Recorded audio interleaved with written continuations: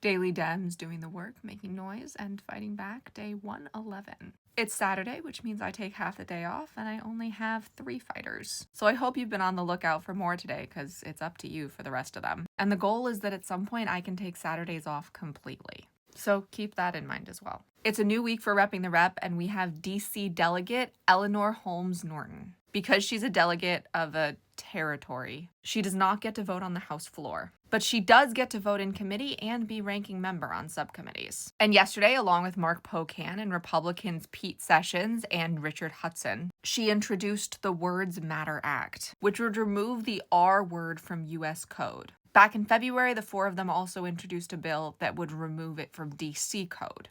But this is more broad. During the Ways and Means Committee markup earlier this week, Jimmy Gomez spoke about how taxes will actually be going up for those who make less than $30,000 a year, which I wouldn't have even known if it wasn't for this video. This is why some people are complacent, because they just don't know. So we really need to spread this one. And there was a hearing in the House Appropriations Committee Subcommittee on Veterans Affairs, which Debbie Wasserman Schultz is the ranking member of, interrogating VA Secretary Doug Collins. She asked him, so, okay, you got rid of DEI because it would save money. I have found no evidence that any of that savings has gone to help veterans. It's a really brilliant line of questioning. And those are the fighters I have for you today. Please, I encourage you to find stories and share them in the comments. I can't do this alone. If you made it to the end of this video, comment with a hotel, because that's where people making less than $30,000 a year are gonna have to stay if this budget becomes law.